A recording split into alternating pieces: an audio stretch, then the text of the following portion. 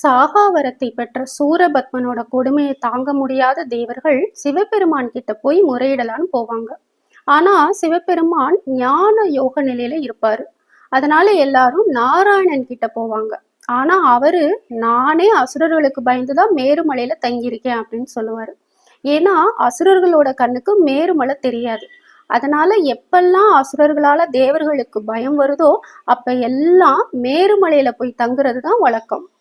அப்போ நாராயணன் சொல்லுவாரு, சூரபத்மனை சிவபெருமானால மட்டும்தான் அழிக்க முடியும். அதனால நம்ம எல்லாரும் சிவபெருமானை நோக்கி தவம் இருப்போம் அப்படின்னு சொல்லுவாரு.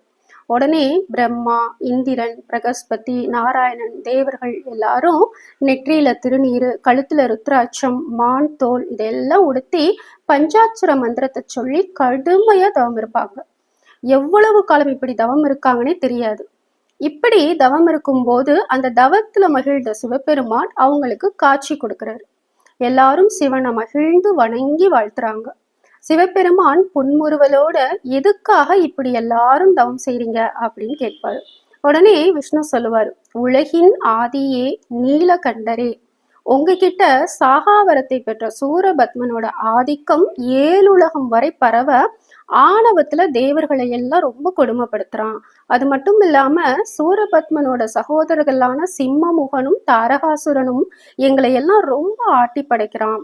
உங்களால மட்டும்தான் அவங்களை எல்லாம் அடக்க முடியும் அப்படின்னு விஷ்ணு சொல்லுவாரு. உடனே சிவபெருமான், கவலையை விடுங்க, நான் வெகு விரைவிலே எனது மகனான திருக்குமரனை தோற்றுவித்து இதுக்கு ஒரு முடிவு பண்றேன், அஞ்சாதீங்க அப்படின்னு சொல்லிட்டு மறைஞ்சிருவாரு. தேவர்களுக்கு சிவன் உறுதி கொடுத்த மகிழ்ச்சி ஒரு பக்கம் இருந்தாலும் திருக்குமரன் வர்ற வர அசுரர்களுக்கு பயந்துதானே ஆகணும் அப்படிங்கிற அச்சமும் ஒரு பக்கம் இருக்கும். அதனால மறுபடியும் எல்லாரும் மேருமலையிலே போய் தஞ்சம் புகுந்துடுறாங்க. அப்போ திருமாலும் பிரம்மாவும் மீண்டும் ஆலோசனை பண்றாங்க. எப்போ திருக்குமரன் வரப்போறான், அதுக்கு இன்னும் எவ்வளவு காலம் ஆகும்னே தெரியலையே. ஏன்னா சிவனும் சக்தியின் துணை இல்லாம தனித்திருக்காரு. பார்வதி தேவியோ பர்வதமலையில ஈசனை நோக்கி தவம் பண்ணிட்டு இருக்காங்க. சரி, அப்போ இதுக்கு நம்ம என்ன பண்றது அப்படின்னு பிரம்மா விஷ்ணு கிட்ட கேட்பாரு. உடனே விஷ்ணு சொல்றாரு, சிவனுக்கு மனசுல காம இச்சையை உண்டாக்கினாத்தான் திருக்குமரன் தோன்றுவது சாத்தியமாகும்.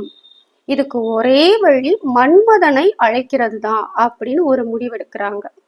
இந்த கந்த புராணத்தோட தொடர்ச்சிய அடுத்த பதிவுல பார்க்கலாம். வெற்றிவேல் முருகனுக்கு அரோகரா.